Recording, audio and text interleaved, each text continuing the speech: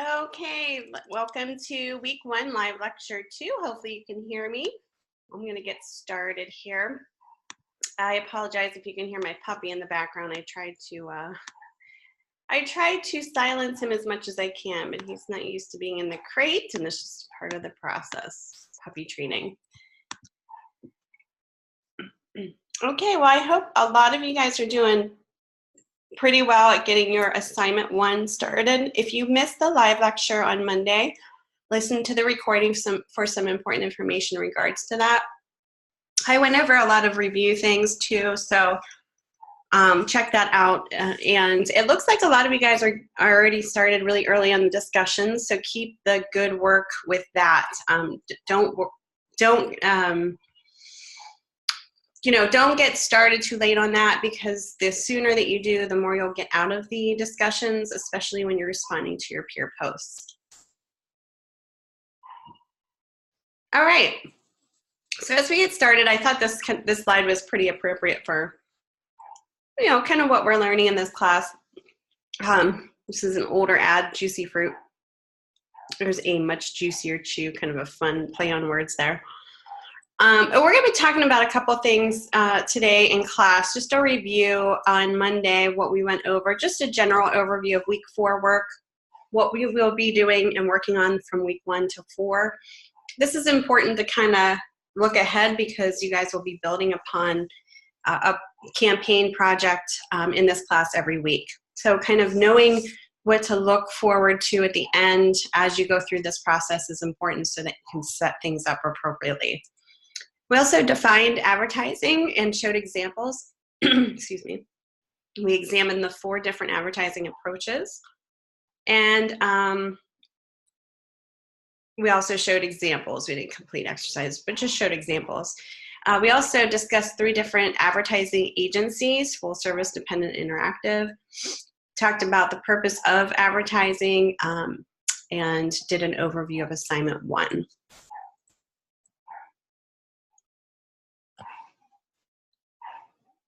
Okay, so just an overview of what we're going to be going over today in the lecture. We're going to take a look at 11 advertising strategies and examples. We're actually not going to look over the logo process. We kind of looked at this on Monday, but we talked about it in regards to the process of developing concepts for your campaign instead. I kind of meant to cross that off of this overview. I apologize. But we will be looking at the overall different strategies of persuasion and advertising. So swap that out with the logo design process. That's kind of what we're going to be talking about today. And then we'll go over your assessment 1 and see if you have any questions. All right, so as we go forward here, we're going to look at the 11 advertising strategies. And these are both looking at rational and emotional sides of different persuasive strategies here. So when we go through this, think about how you can utilize maybe some of these strategies in your campaign for this class, whatever is appropriate for your campaign. Okay, so reasonable, rational advertising is, let's see here, sorry. So you can see examples here kind of showing you the direct cause and effect almost, even though they may not be 100% truthful, maybe a little bit of a stretch here, especially with the face cream. We kind of, sometimes that gets away from, being photoshopped a little bit too much. So, hold on one second here, guys. Just had something pop up in front of me here. So when we talk about rational and emotional strategies, this is more of a reasonable rational. So a rational appeal in advertising, it means more emphasis is placed on providing factual information and specific details about product benefits. So, if you look at say a household cleaning product ad, it shows the product in use, just like what you see here with the with some of the ads on this slide. And then it offers an explanation of how, you know, it could be twice as better as the competing brands and cost less. So the same product could be promoted with a more emotional appeal that emphasizes the ease of, say, for instance, cleaning in that regards, the hassle-free experience, the environmental benefits it offers too. So that's more of a factual based. Okay, you also have authenticity, and authenticity is pretty much like a genuine, you know, you're looking at the genuine brand. The actual product is genuine instead of like an imposter. So authenticity in advertising can mean suggesting a product is one of three things. So genuine, like I said, so the product is not an imitation, but it's a bona fide, for example, like if we think about processed cheese that is made with milk, not oil, or kosher hot dogs that are truly kosher. We have words like original, to a certain place. So for example, vodka, you know, Russian is linked to a lot of vodkas originally. American blue jeans, Italian spaghetti sauce, Idaho potatoes, those are some examples. And there's another one, first in class, that you'll see strategies in advertising saying first in class. So when something is the first branded product in its category, people tend to believe it's the best. So that's another strategy. So here is an example of that with a car ad. I'm sure you guys have seen this before in different car ads, especially used very often. So this is here, it says winner of 6 consecutive races, winning World Car of the Year.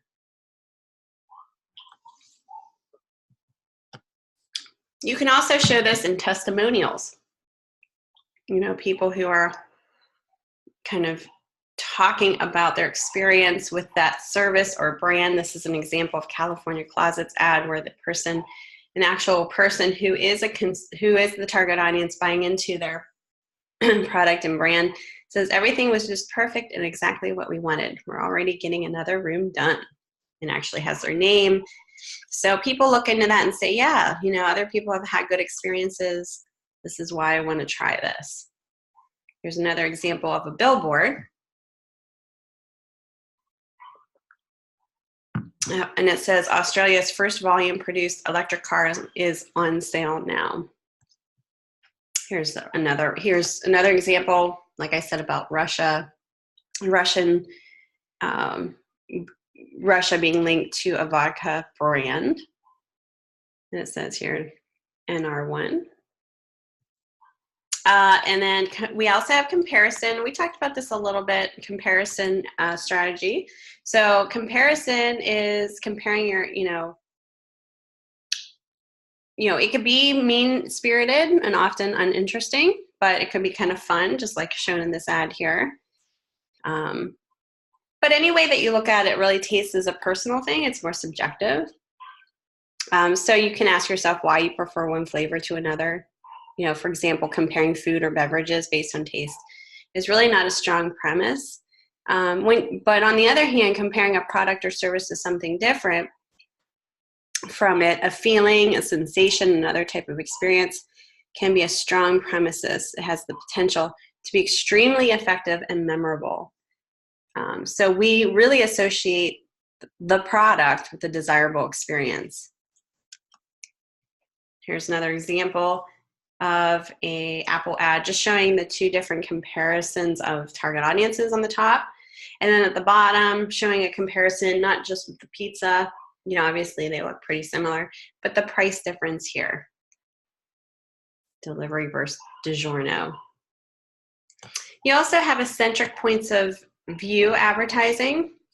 This is kind of a really good ad because it's showing it from a different perspective. So you can show, you know, you can do your ad in this regards, in this strategy. So looking at things at life. Oh, sorry guys, I'm not sure why this is popping up here. Looking at things at life from odd angles, for example, both literally and conceptually, can be a great point of departure for ideation.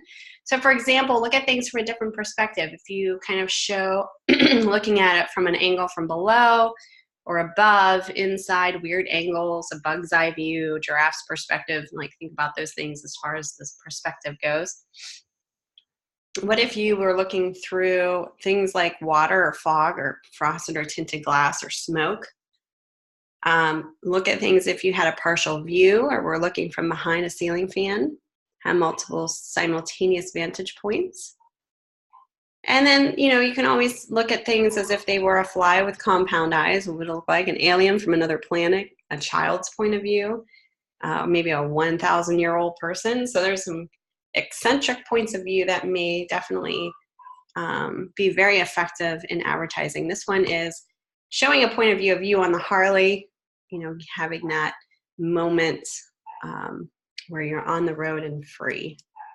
Here's another one for adopting a child, and it's kind of like the perspective of either the child or the person that's finding this, looking down at the bed in this note. Here's another one I thought that was kind of funny, and I remember seeing these commercials a long time ago, and I thought they were kind of funny, where they make the bugs super big, like lifelike, people size, and they have them knock on the door, make them look bigger than they are.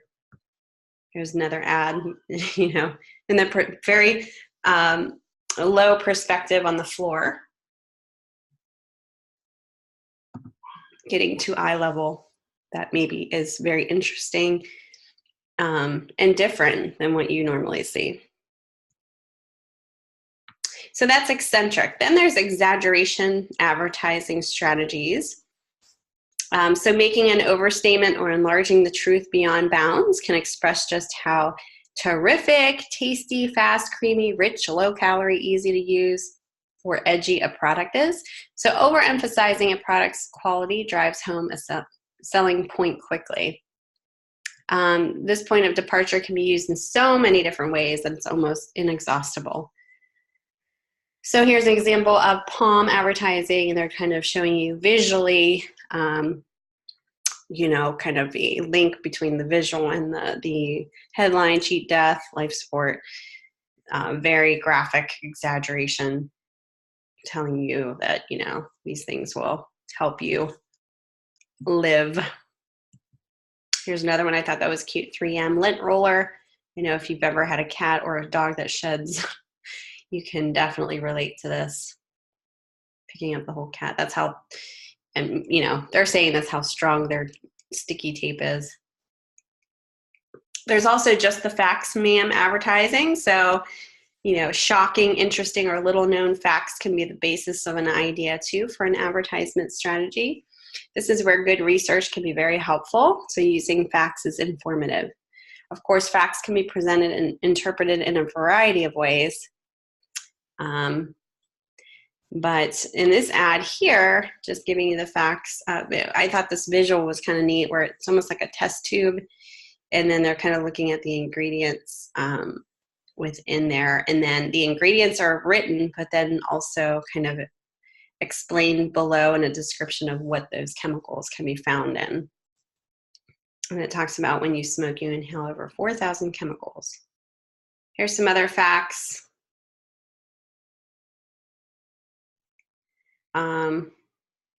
Interesting.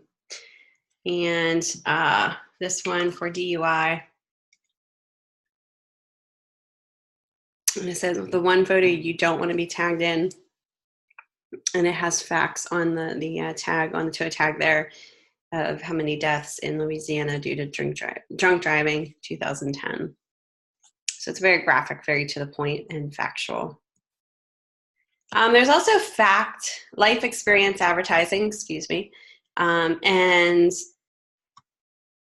this is basically drawing upon life experiences And to really find the richest techniques for finding ideas, there's nothing funnier or more interesting than the actual way people do what they do. And ideas can be based on the tiniest things we do, how we eat a sandwich cookie, how we tug at our underwear, how people hold out for things, how we squirt mustard. There's a whole kind of litany of stuff that we can all kind of laugh about and say, hey, yeah, I've experienced that before. All right, we've got somebody in here. I'm just going over some strategies here. Welcome. So life experience advertising, this is a Listerine ad kind of showing you kind of like in a funny way of, hey, do you want to be having issues with your breath when you're in a situation like this? And I thought this was kind of a cute campaign advertisement here with Nivea. This is a men's product, facial, kind of facial products, and kind of zooming in on their skin being wrinkly.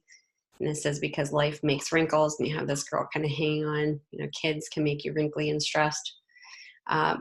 Just having everyday life issues like car accidents definitely can be stressful. Maybe even having renovations to a house or building a house can be very stressful. That was kind of an interesting approach to that. Another strategy in advertising that you may want to, take a look at is motivational and inspirational advertising. Nike uses a lot of this in their advertisements, kind of get you motivated and inspired, because that's kind of what when you're in sports and kind of in that lifestyle, you're pretty much always working on that. So many audiences love motivational speakers, preachers, and self-help books, for example, even motivational talk show hosts and motivational advertising. So, for example, the Just Do It Nike campaign, get out there and go for it, run, jump. So some women find that Nike ads with the slogan so compelling that they tore them out of magazines and hung them on their walls. There's another one by the U.S. Army called Be All You Can Be. So this springboard for idea generation is rooted in self-help. The ad idea becomes the stimulus for people to achieve, and it gives people that push to go after their personal best. So people want ads to act like an inner voice, pushing them to do something. So the ad really becomes our personal trainer, motivational coach, and preacher. So this is kind of a great example for what this woman is thinking in her head, and be inspired by kind of what she's thinking about herself and her self-body image. Here's another one, and this is this is actually based on Bethany Hamilton being the shark attack victim. Or, I'm sorry, not victim, I guess survivor, right? Because she survived. But in here, she's on this values.com, pass it on, rising above, don't quit, just giving hope to people not to quit. She didn't quit. She had a very traumatic experience. Here's another one I think is kind of funny, especially now that we're all kind of into our New Year's resolutions and hopefully didn't quit yet. If you belong to a gym, this is Gold's Gym ad, which I thought was kind of cute and kind of a nice visual analogy here. Don't we wish it could be that easy, just unzipping our fat off, but definitely a great visual. Not much said, just says put away your winter clothes is the tagline for that. There's also visual analogy, and this is really can be very powerful if done correctly. Analogies are comparisons in order to show similarity. So here's an example here: smoking, pleasure for you, poison for your family. Kind of giving the analogy of a cigarette, but it's a family member. Quit smoking now. Here's another one talking about cancer pain and what it feels like, maybe visually. Obviously this wouldn't be a literal thing, but it's an analogy of what this person, how bad the pain is. A very graphic image there. So this can be very effective in a persuasive way for this strategy here. Visual analogy, again, this is an hourglass showing the glaciers above, and it says we are running out of time. And then at the bottom it says act now before it's too late, kind of showing the global warming effect here, and in a way that we're going to be, flooded out here, and if we keep it up. The problem is the solution advertising. The problem is the solution. So in this ad, for example, and I think I talked about this before, there may be some products with features that may be perceived as disadvantageous. So for example, in the 1960s, when Volkswagen Beetles appeared on the American market, small and atypical shaped cars were perceived as a negative characteristic. Leading American brands were large, graceful, and grand. They were pretty much, big boats. So the now famous ads created by Bill Bernbach and his creative team at Doyle Dane Bernbach changed our thinking about car size by creatively convincing us to think small. Small was cooler, small was more modern. So definitely an effective approach that got a lot of people kind of into this little car whenever, maybe it wasn't cool to have a smaller car. All right, so that's some 11 strategies that you may want to take a look at for persuasiveness in your ad campaigns. Obviously you want to pick the best one or something that you think would be more appropriate for your campaign. But think about these things. Think about different ways that you can persuade your audience. You're going to be doing your campaign at a trade show, so you want to inform people but also persuade them. So you want to find that balance, that happy balance. All right. Let's go ahead and take a look at your assessment 1 here real quick. Have any questions so far? Let me share Canvas here.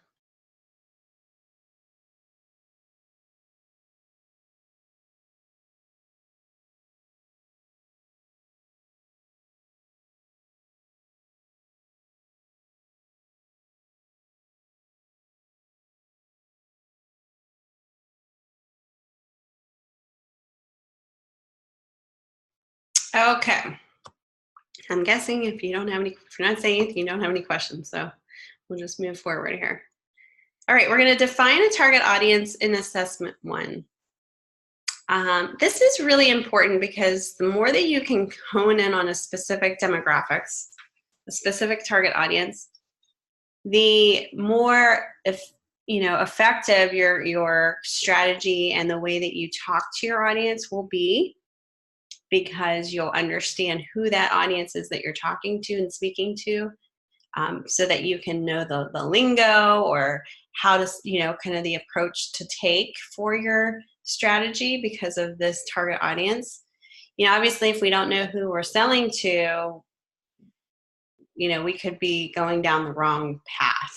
We might be talking to people that we don't, who aren't really going to be buying into this. So if we know who we're speaking to, we can kind of mold and shape our concept visually and how we communicate to that target audience. So a target audience is a specific audience for which the campaign's message is being designed. Though a company will usually gladly sell its product or service to anyone willing to buy, not everyone will be equally drawn to the benefits they can provide. By focusing the campaign's message on those most likely to become customers, the company can get the most out of its advertising dollar. So for example, there is no doubt that there are elderly people who enjoy video games, but a video game store is most likely to attract younger customer base. Or though some people in income brackets may save up for a luxury car, but a luxury car dealership will mostly see customers with an upper middle class income or higher making purchases on their lot. So there are many categories of demographics that marketers consider when defining a target audience: age, gender, ethnic background, financial status, marital status, type of employment, hobbies, and purchasing habits are just a few of many ways that a company's customers can be shown to relate to one another. By correctly identifying the key demographics of their customers, a company can craft their marketing message to have the greatest appeal to others in those demographics. This leads to a higher rate of converting its audience into customers. It also helps the company to create a consistent brand from campaign to campaign. So for this assessment, you're going to research the smart home and homeowner market and look for 5 demographics that define the target audience for most home and its new smart lock. You're going to use the Shark library to research methods of determining demographics for target audiences. To understand this process, you're going to write a 500-word paper in Word that describes the 5 demographics and explains why these demographics best describe a typical customer for this product. Be sure to cite any references in APA format. 1 citation is required. And you're going to save it as a .docx, so Word document. You're just going to submit that. Any questions about that?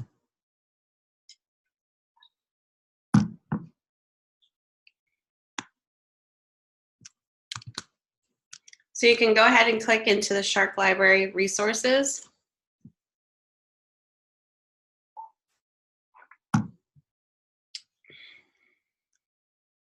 just going to click on this, this Abesco host, and then I'm going to just type in define target audience or define the target audience and just do a general search.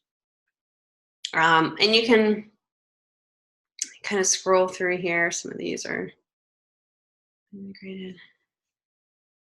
All right, we'll just put target audience. See if that kind of in marketing.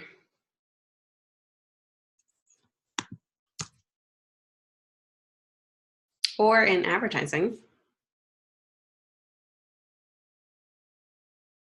And scroll through and just see, you know, if you can find any great resources. Some of these are in different languages here. That may be great resources to use, pitching it to kids, elderly consumer.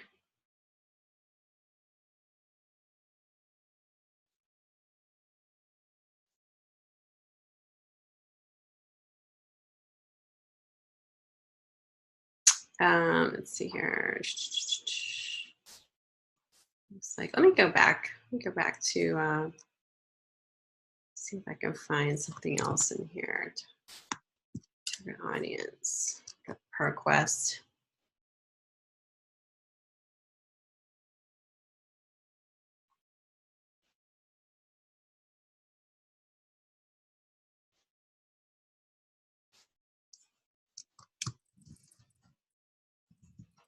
Type in a little bit more specifics here.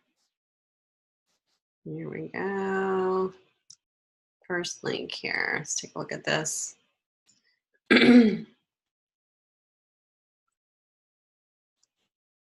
All right, so, you know, so you can find some good stuff in here. Here's one that, and there's a link down here. Let's see. We can access. Oh. Mm-hmm.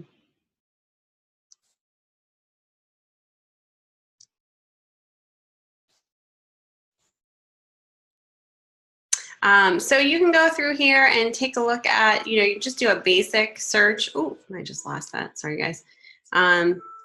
For, you know, keywords and, you know, find some good resources here to kind of pull from. And, you know, and you could do your own search too. You don't have to, you know, obviously it tells you to go through Shark resources. So that's probably the best way to start going about it. But it doesn't mean you just have to stick to that either. Don't forget, you could also go to your week 1 video and reading section as well. And take a look at any information in there. Important message. Okay, so here it is. Chapter 1 talks about the ad cycle, defining your audience. So boom, right there. I would definitely check that out. Be where your customers are. Also down here, a couple points here you may want to check out. Yep, so definitely check that out as well on lynda.com. And some of these too, like this creative brief on AIGA, may have a nice little synopsis of target audience, defining that as well. Let's see here. This is just a kind of like a mastering the creative brief. And it just talks about the steps when creating it. Okay. Let me click up here. Any other articles? There's optional stuff in there too. But just think about, when we think about a target audience, think about what their personality is, who they are as people, what their personalities are, where would they be seen shopping, what do they talk about, what are their interests, Yeah, so, and there may be, obviously, just doing a general Google search too.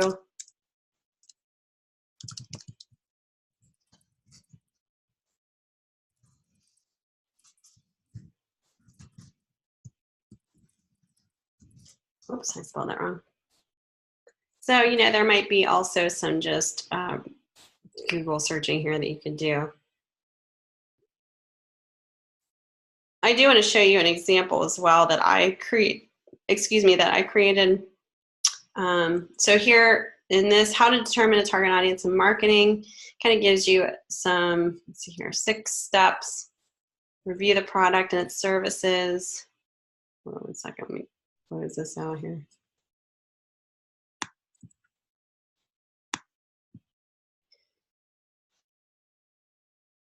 Consider the features and benefits to a consumer who uses your product, so you're able to narrow down exactly who you would benefit from them. Number 2, evaluate your own skills and areas of expertise to help choose a target audience.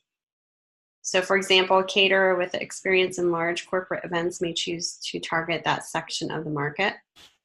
Analyze your current customer files to determine who already utilized your products or services. So look for similarities among your customers in terms of factors such as age, gender, income, education. So use this information to narrow down your target audience. Research whom your competitors are marketing and their advertising. Now I showed you how to look that up on Monday, possible competitors and what to look for this project. Write a basic profile of the type of customers you want to target using your research.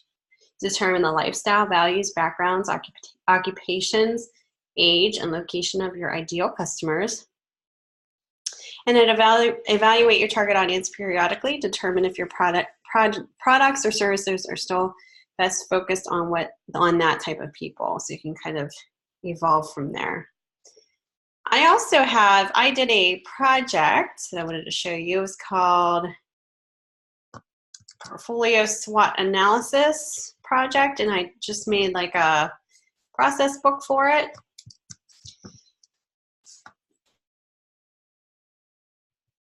Okay, hold on one second, guys. So this is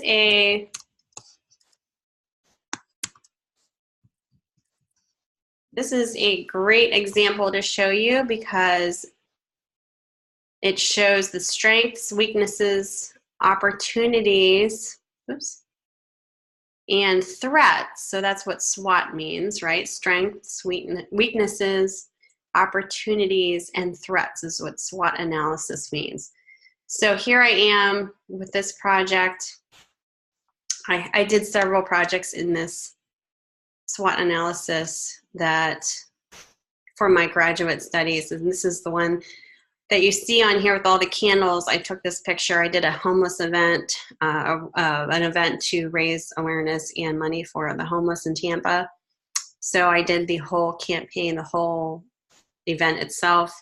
So here I am giving a SWOT analysis of that. So I'm talking about, I believe that this project is one of my strongest projects in my portfolio because it shows a solid understanding of collaborations as well as facilitating a variety of campaign materials to a wicked problem. This project also portrays a strong concept that was made into an actual event where people became participants and experienced a moment of awareness that is memorable. In order to excel further with the strengths shown within this project, I will try to creatively and strategically align myself with other talented and unique individuals who may support my strengths as well as benefit from them. So I'm kind of looking that up in that regards. Let me see, this is kind of an overview of my projects. Let me see if I can get to,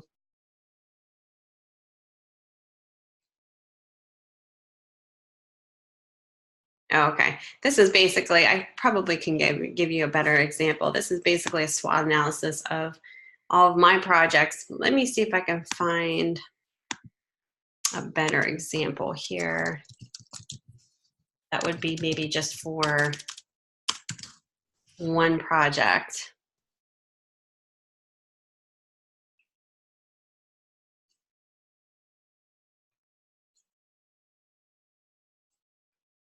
Yeah, I'm not sure if I'm going to be able to find this.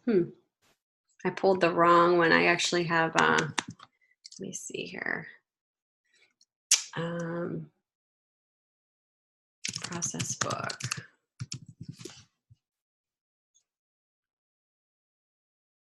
Okay, here we go. Let me show you this one.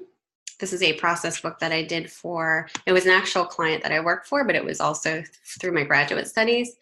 So that is why I had to do a process book on it. So basically, let me see here. We're defining a target audience. See if I can get to that point here. Here we go. Demographics, target audience, geographic scope, strategy. So I kind of laid it all out here. This project was for, I had to actually create it was a startup company that built, that used shipping containers, redid the shipping containers to create spaces, houses, townhouses, to kind of recycle and I guess upcycle for more sustainable living. So here I am kind of looking at the demographics for this project. And this is how I would really determine your target audience for your project here. So I kind of broke it down into age. So I actually have, the more that you can hone the age down into like a smaller section, of really focused, where it's not from 1 to 100. If you get it kind of more specific to an age that you believe the people that would be utilizing the product or services, the better off you'll be. Income level, low, medium, and high. Think about for the home security system, who do you believe would be, for this one, obviously, it's a little bit of a stretch. Sex, female, male, maybe one or the other. Profession, what are they actually doing? High school to college educated for this one, white collar, blue collar profession, entrepreneurs, retirees, social workers, homeless shelter organizations may want to, get people who are involved with that. Disaster relief organizations are also emphasized. Education level, location, there might be even an area you want to kind of focus on.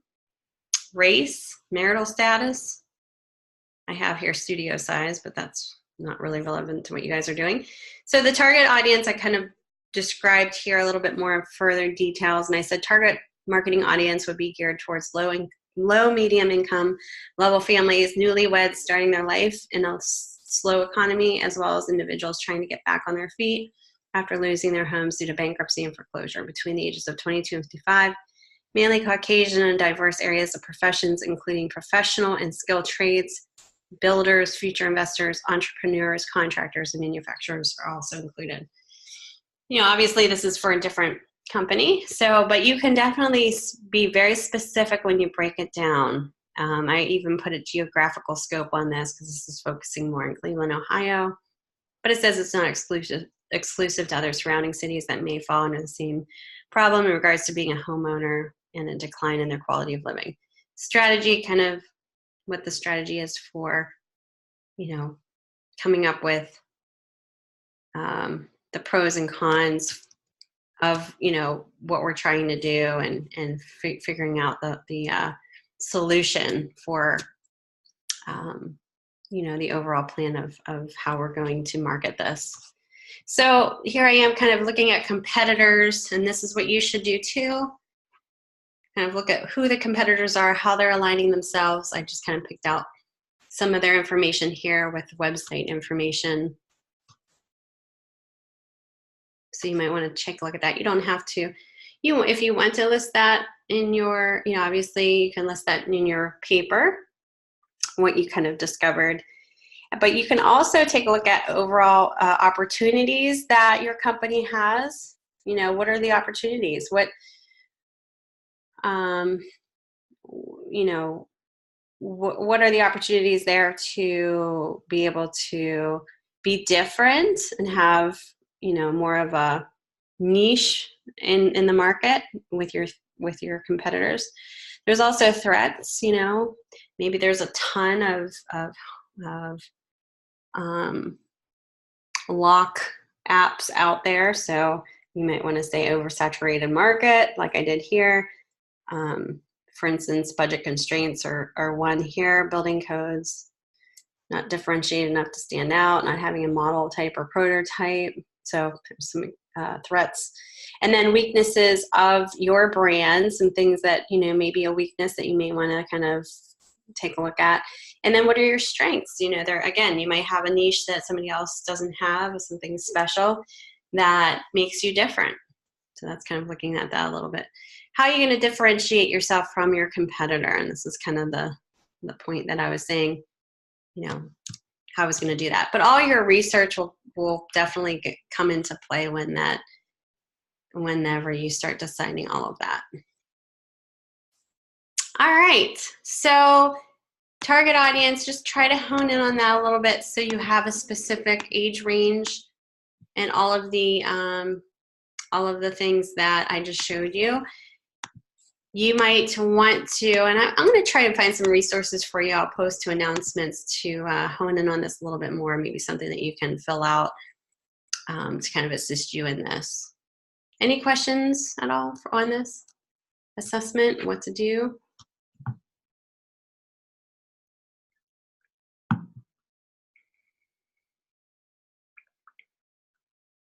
Okay. So you'll be just submitting this through VeriSite, and just make sure you're hitting upon the 500 words APA format. 1 citation is required. All right. Since I've been talking for about 45 minutes now, I'm going to take a short break here, and we'll be right back if you don't have any questions, and we'll go forward with the rest of our lecture here. Welcome, Jennifer. I didn't see you pop in here. I'm going to go on a break here. We'll be right back. Hello.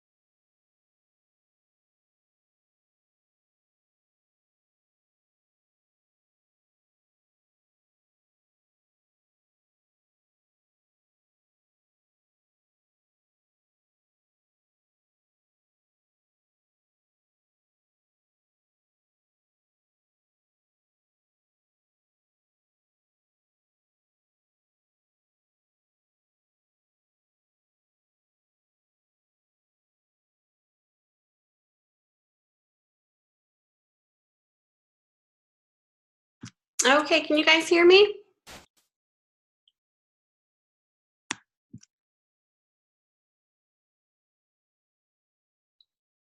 All right. So as we were on break, awesome. I actually found something that would be very useful for you guys. I'm going to share this in announcements today after the lecture. I just found a quick template online to fill out if you wish to. It's a Word document.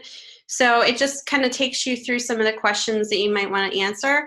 And obviously you're going to be making a lot of this up, but you make it up to your best the facts that were given to you guys. I know you weren't given a lot in terms of the target audience, but kind of come up with this information and fill out this, if you want to. There's 4 pages on here, so it's a lot of information. But, get started with maybe the first part and just see what you can come up with. This is kind of giving you a way to come up with maybe a typical age range of the customer, the gender, and it kind of shows you in the blue typeface what to think about when answering that question, okay? So it helps you kind of hone in and figure out the answer to all of these the questions that are appropriate for figuring out your target audience. Goes into the psychographics, looking into the mental characteristics of your customer. This will also help you start thinking about a concept that's maybe more effective and strategy-wise for your advertising campaign. It's fun to do, I think, just kind of think about. Actionable insight, what is the best way to reach this customer? What types of promotions are going to engage this customer? There's a lot of great information here, and even if you don't answer all of these questions, you can start thinking about it, and it will help you, go forward with especially this particular assessment. So I will definitely share that Word document on announcements today. You guys can take a look at that. If you want to use that, that's completely up to you. All right. Let's talk about, because I mentioned about talking about, okay, good. I mentioned about talking about this today in Monday's lecture in regards to different types of ad strategies. We talked about other persuasive strategies as well in terms of, ways to construct a campaign. These are also ad strategies that you can do within your ads to persuade your target audience based upon what you're trying to say, for your brand that you're promoting. So there's different ways. So call to action is one strategy. Emotion, so playing into humor, fear, greed, vanity is another strategy. Exclusivity is another one. Bandwagon. Facts and figures, we talked about this earlier. Testimonial, we talked about this too. So we'll take a look at some of these a little bit more in detail as well. Simple solutions. So what is a call to action in advertising? You should always have a call to action. So something in advertising or advertisement, promotion, message, etc., that prompts the consumer to take action, such as call now, hurry in, etc., maybe click here. So why do you want that? So whether you want people, and I'm going to read this quote here, whether you want people to subscribe to your list, buy your product, pick up the phone, call you or like you on Facebook, or retweet your tweets, asking them to do so in no uncertain terms is one of the most powerful ways to do so. So essentially making the consumer an active participant creates more interest, and they will retain the information contained in the ad better than if they were passive participants. So it answers the unspoken question, that's interesting, and now what? So we always should have a call to action. Some tips for a good call to action. So use design elements such as color, focal point, contrast to make the call to action stand out. Leave plenty of negative space around it so it will stand out. Use action words like click here, call now, hurry in, etc. Use incentives in your call to action, like call for a free quote or only 5 items left, call now. Make it short. Keep it simple and sweet. Choose your words wisely and add a sense of urgency to it. and have more than one option, such as order now, online, or visit the local store.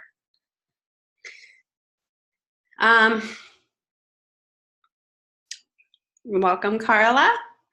So, you know, here's one example of a Pepsi. I think this was in an advertisement. It looks like almost like it was on the actual product itself. It says Pepsi Max 2, and it has a number there. So that's a call to action to live the game, the only chance. Here's Old Navy ads giving you a deadline, $2 and Saturday. Limit 5. Okay. Oh, okay, no problem. So you probably have seen this a lot, especially with ads and emails. Click on a vehicle to get a special offer. That's a call to action. Enter for a chance to win. Tickets on sale now. You know, you've seen some of those ads out there, some even food promotional items where they're like, you know, we only have this for a certain amount of time. Okay, we're back. There's another one. All right, so those are different ways and tips on call to action. There's also, let's talk about fear in advertising. A persuasive message that attempts to change people's attitudes by arousing their fears. Used in PSAs, used to sell products offering protection from fears, so lung cancer, HIV, etc. Plays on basic human emotions and our inherent fear of the unknown. So I kind of showed you that before in an earlier slide in terms of drunk driving and being aware of doing so, where, you know, this might be the last thing that you'll be tagged in and had a toe tag. So here's another one here. Which would you rather have, a cholesterol test or a final exam?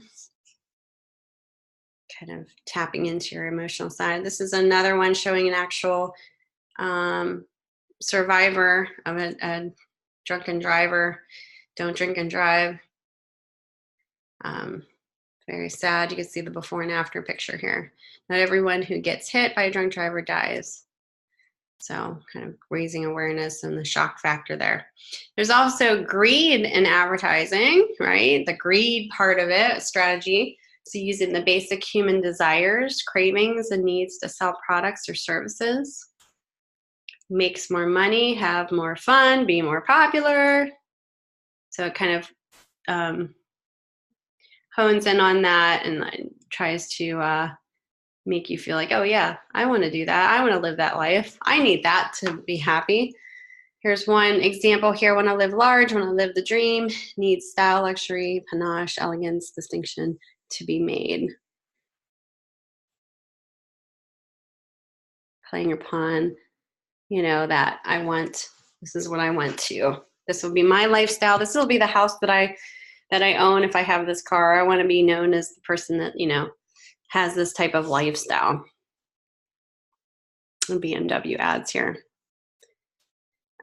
This one is an ad here. I like my coats mink, truffles white, and my secretary Swedish. Do I look like I need free conference calling?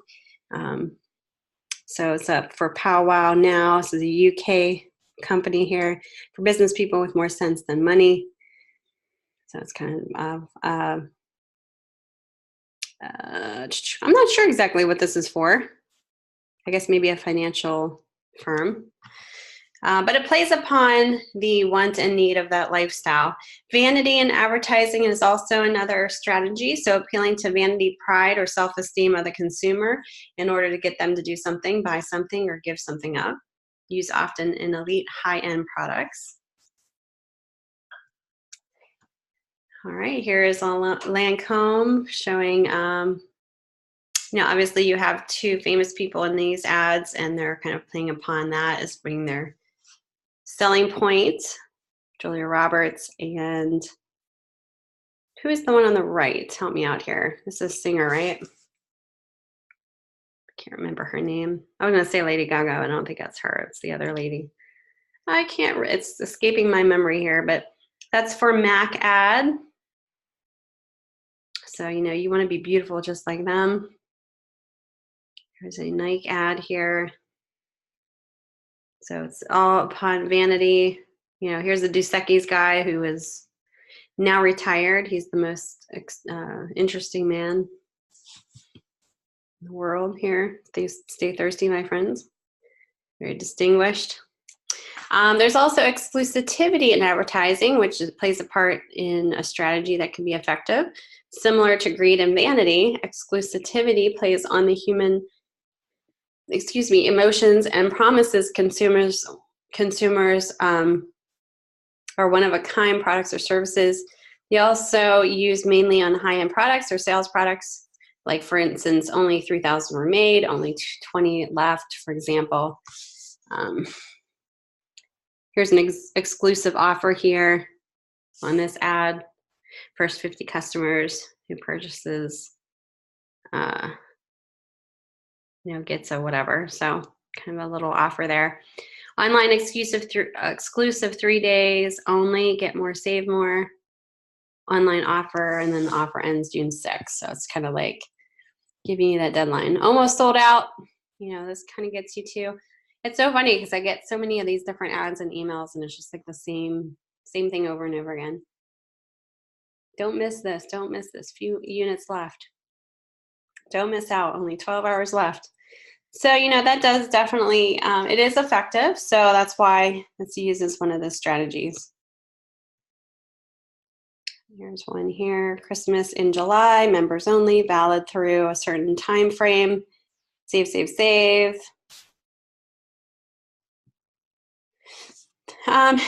Continuing the advertising strategies, you have the bandwagon ads. So jump on the bandwagon. Everyone is buying this product. You should buy it too, type of a strategy.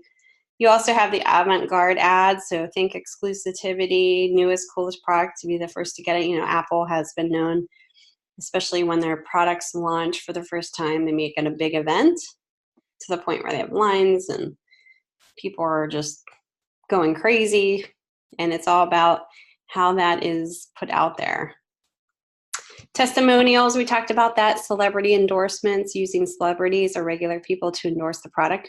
You know, maybe that was one of your strategies for the campaign that you want to do. Maybe you want to focus on testimonials. Maybe you want to use a celebrity to endorse your product. So think about those things. If you wanted to use a celebrity in yours, you could do that as long as you have a high-res image of them. Typically, you know, obviously if it's for a real project, you'd want to get, you know, the okay from the celebrity. You want them to be involved in it. But because this is a fictitious company and it's for school, you would just be citing where you, have that image taken from if it's a high-res image. Facts and figures, so statistics, percentages, numbers, etc., used to help you feel confident in the purchase. Again, this could be something that you could use with your strategy using facts and figures. It's based on what you want, which way you want to go. Patriotism. Show your love and patriotism for the U.S. Buy this product, for example. Here's an example of this Chevy ad on the right, the red, white, and blue. And then at the very bottom, again, you know, the whole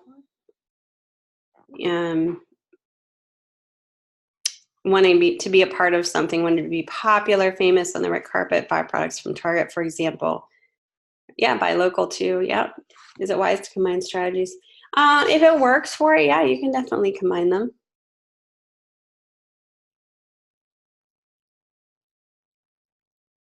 Yes, you would, Carla. That's why I was saying for this project, you would just use obviously a reference because it's a fictitious company. But if you were doing this in the real world, you wouldn't just take their image and use it for a campaign without getting their consent.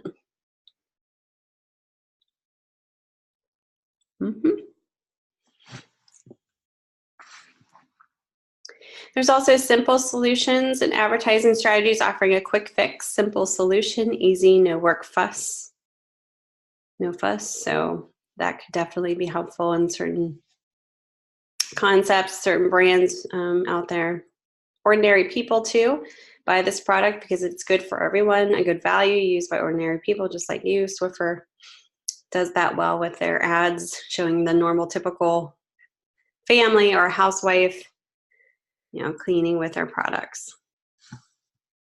It's very relatable to you too.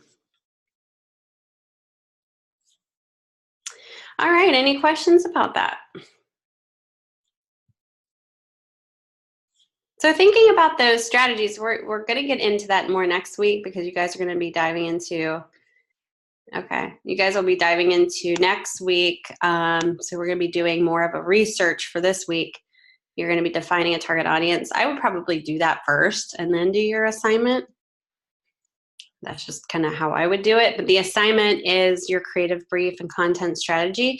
If you have your target audience, if you're researching for that, it will just slip into this brief very easily. And that's kind of why I said you might want to go with your assessment one first.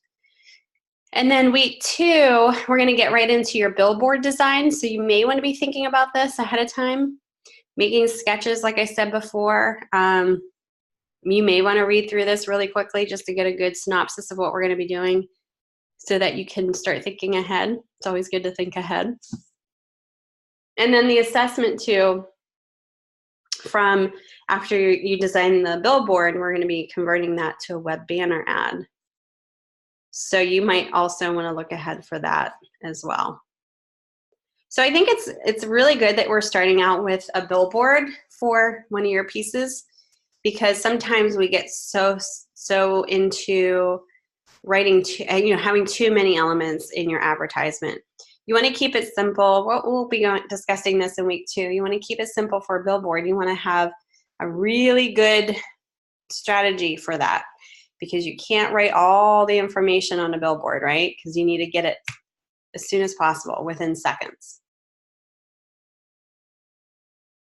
Okay, thanks, Carlin. No problem. So I think, that's the design challenge that we have. So make sure that you're researching strategies and different persuasive strategies before attempting even doing any type of sketches for next week. Gathering the research right now, kind of going through this process is important first, and then kind of brainstorming after that is usually the approach that you want to go with your process steps. All right. Any other questions? Anything that you want us to see or show at this point?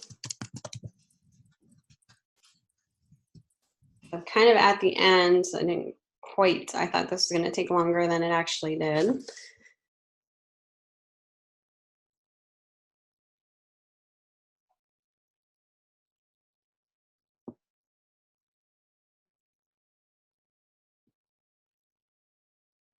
I'm trying to find some really interesting just target audience infographics are kind of nice to look at sometimes when we are when we're visual people. We see things more visually, and it's a little bit easier to understand. I'm trying to find something that maybe, if I find something, I'll definitely post it, but I thought if I find something quickly here, it might be good to show. As far as target audience goes. Yeah, so like I said in the on Monday, I showed you how to look for possible competitors. So go ahead and do that. Look at who would be a possible competitor to that brand that you're designing for. And oh, it's not really it here. Okay, no problem. There's some other things here I'm trying to get to. It's just neat to see some of these too. When they're done, done visually like this, target with video, gauge your target audience, to statistics. It's neat to see different infographics. I love looking at infographics. I think they're just really helpful sometimes if you can find the ones that that are clear and relevant to what you're looking at. So yeah, I mean, this is, again, these are kind of the steps that I gave you and that I will be giving you in that Word document, kind of listing out, their income, defining their work, leisure, maybe TV shows that they watch. So you're going to be coming up with this, okay? This isn't something that's provided to you guys. You're going to read through the information again in assignment 1 for the background. And then what you're going to do is you're going to come up with a typical age range of your customers. That's something that's not really given to you.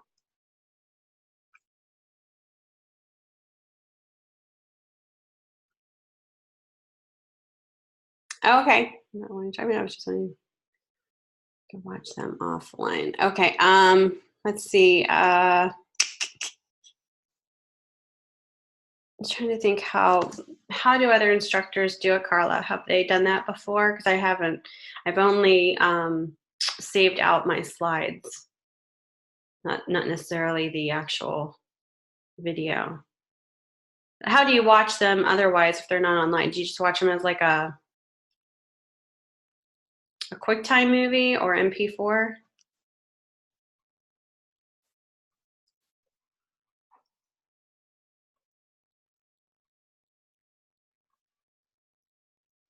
Okay. But when you watch them, how do you access them? The ones that aren't online?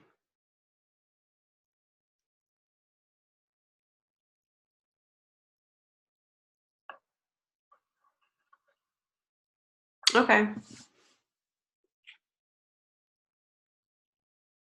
All right. So that's online.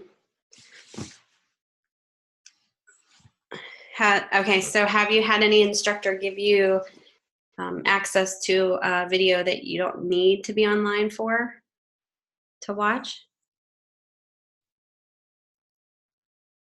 Okay.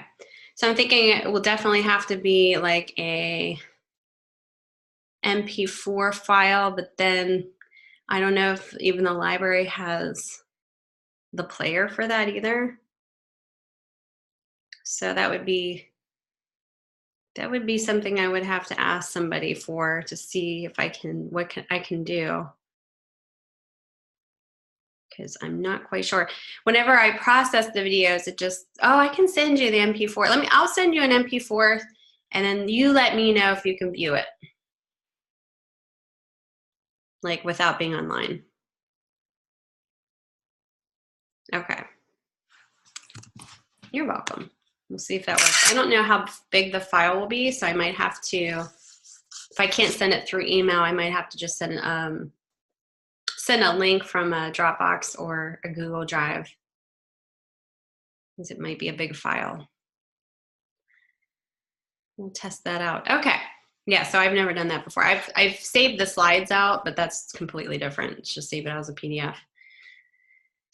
You're welcome. So yeah, this is all the stuff that you're going to be making up. So you're going to think, what is their level of education? So you're going to think, okay, who would be the typical person that would come and say, I want to have this home, most home lock for my house. Okay, well, you already know it's probably for someone who's old enough to buy a house or have a house. So you want to start thinking of that age range, okay? And then you want to start thinking where would it be most important for someone thinking about home safety? So maybe a little bit of an older, I don't know, completely thinking about where to start and then where to finish. It could be a little bit more of an older target audience in that regards, because I think the older that you get, the more you worry about safety. Maybe that's just me thinking about that. But I would think, I would say probably stick in between 30s to the 60s. But that's completely up to you. You can think about that. Gender, if applicable, you could put both. In this regards, I would say it would probably be both. Level of education, at this point, if you're 30s to 60s, you're probably at least going to have a bachelor's degree. So you might want to just say, college educated. what is their occupation? Think of some general occupations that people have around the income range that you decide, around the educational level, maybe where they live, household composition. You kind of hone in on that too. So I can't give these to you. I'm just kind of giving you such suggestions, and they're not given to you through the specifics for this project. If you're in a real world situation, you could probably find out more. If it's not a startup, if it's a startup company, you might be digging around you might be looking at competitors to actually come up with some of your answers. But if it's already a company that's already out there, they probably will know, they should know who their target audience is and give you all that information to kind of start with. So don't think that when you go out there, you get a job, a brand that's already out there, they might not know. They definitely will know. So you're going to get this information off of them. And you can also hone in a little bit more. Say if they give you a very genuine, like vague type of target audience, you can kind of start honing in on a specific audience a little bit more to come up with a more effective concept. What I like about this is it talks about what their hobbies and interests are, or their favorite TV shows. I think that's kind of cool because, if you can tap into who you think these people who are going to buy into this most home product for your, security for your home, if they're watching, say, like The Walking Dead, or like, certain really well-known TV series, you can start tapping into that for some of your strategies for your selling points. And it might not just be like you're referencing those specific TV shows, but think about who these people are in general. Maybe they're really good at shorthand texting. You might want to use shorthand texting in your headlines for your campaign, little emojis or something, like, you know what I mean, where you're kind of speaking to them specifically and they understand, because that's something that they do daily. How people do LOL and all that stuff. That's, for example, people in the target audience range may use or whatever. And also the other strategies we talked about, not just testimonials, but like, what else were we talking about? Like wanting to, for this particular brand, I would focus more on the safety side, obviously. So you could actually use fear as one of your tactics and show what you don't want to happen. If somebody were to break into your place, you might play upon that. So that would be an example, possibly. But these questions will help you help you talk to the target audience in a way that you believe they would understand very clearly. All right, so I'll put that in the announcements going forward here. All right, well, that's pretty much all I have for you. So if you have any other questions about the assignment or the assessment, now's the time to ask me. Even the discussion, if you guys have any, we're really focusing on the research part this week. So a lot of these lectures for this week are a little bit more, I'm kind of reviewing a lot of things. We'll get into more demo work as we go forward here. Okay, good. Don't forget about the strategy. Think about how you're going to use a theme that's cohesive and interesting, talking to the right target audience, and you're going to carry that theme all the way through, from the billboard to the web ad to your tear sheet to your photo booth at the trade show. So think about how you're going to tie all that in an interesting way that's going to be appropriate for the brand, that's going to talk to the appropriate target audience, and it's going to differentiate itself from all the competitors. Now that is the design challenge. And the first step I would do is look at the competitor, see how they aligned all of their marketing.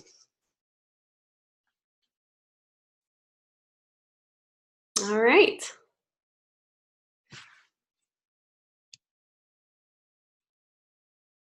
Everybody doing okay with the discussion? Any questions about that or the assignment 1? Is anybody done with that? As far as the assignment 1, or maybe even the assessment?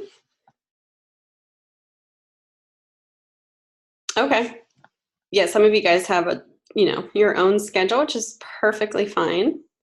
That's the beauty behind being an online student. Good. Discussion. Yeah, so a lot of you guys are doing great with the discussion. That's awesome. All right, guys.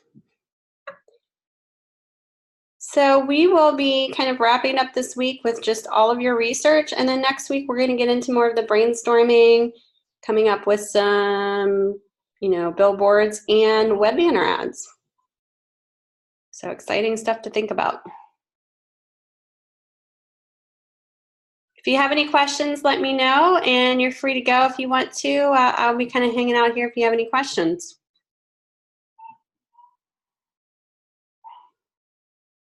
All right, have a good day if you're leaving me. Okay. All right, Jennifer, no problem.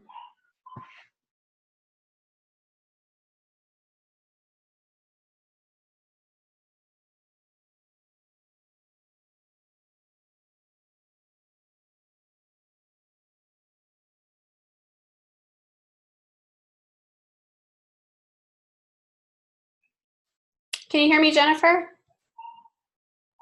I'm going to pause the recording.